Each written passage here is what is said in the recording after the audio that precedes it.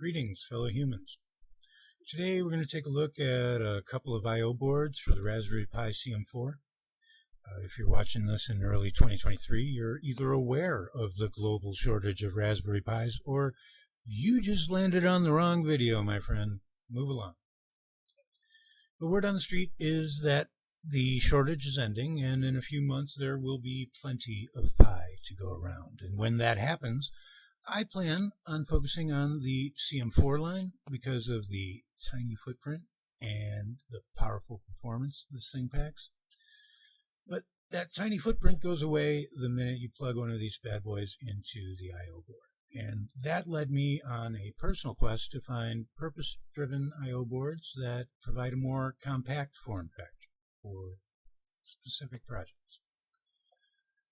The first I/O board that I bought comes from BIGTREETECH.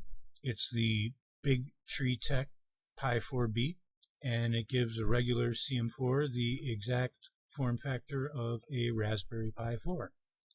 Is it cheaper than just buying an equivalent Raspberry Pi 4? No. No, it is not. But for the last few years, it's been very difficult to actually purchase a Pi 4, so any reasonably priced alternative is going to see some action at this point. Unfortunately, the CM4 that powers this thing is just as equally difficult to get your hands on, which is why the fine folks over at BIGTREETECH also offer the CB1. While the performance of the CB1 is more in line with the Raspberry Pi 3 series, the CB1 is a form-fitting replacement for the CM4. And BIGTREETECH is bundling it with the Pi 4B I/O board at a price point just under the manufacturer's suggested retail price for the Raspberry Pi 4. So it's a pretty cool value.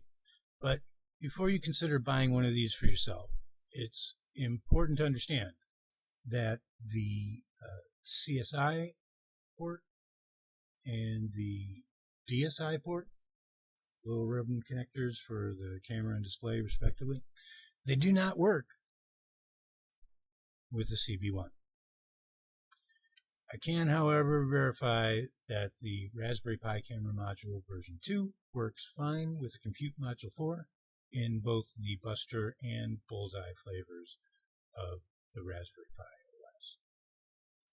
OS. The production values on both of these units, really good. Really good. Very nice looking, clean, white on black design. Everything's labeled clearly. It actually fits in pretty much anything designed to hold a Raspberry Pi 4. The documentation is sparse, but what it does document is documented well. It's well written. And both of these units are pretty high quality, and they perform pretty much as advertised. In my opinion, BIGTREETECH Pi 4B, it's a great I/O board for the Raspberry Pi CM4. It gives me all the I/O that I'm really interested in, and it gives me a form factor that's much more approachable than the official Raspberry Pi I/O board at like half the price. It's a no-brainer, really. The CB1, on the other hand, has a far less compelling value proposition, or let's just say it has fewer use cases. I got one, and I'm happy with it, but let's be clear about what this thing is. It's a way for the manufacturer to keep selling CM4 and Pi 4 based 3D printer tech in the middle of a global Raspberry Pi shortage. It's actually an Orange Pi clone, and it requires a custom operating system to run. You probably should not expect support for this thing to continue any significant length of time into the future. But for me, the added cost of picking one up bundled with the Pi 4B I/O board was small, and I am a sucker for cheap and interesting SBCs. So I love it. As an added bonus, it's compatible with the other I/O board I'll be talking about today, the CM4 Nano A from Waveshare. And I'm just going to go ahead and come out as recommending this one too. If what you need is power, a way to flash the operating system, maybe a USB port, you'll be very, very happy with this little unit right here. I haven't found a smaller option or a better value yet. I was not able to get the Raspberry Pi camera module to work with it under Bullseye, but everything works as advertised with the older Buster-based Raspberry Pi operating system.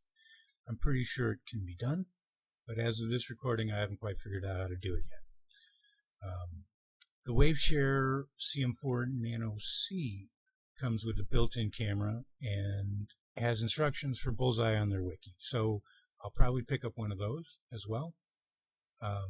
Let me know in the comments if you'd like to see a review of the Nano C, and if you have any of the boards I've talked about here today, be sure to let me know what you think about them as well.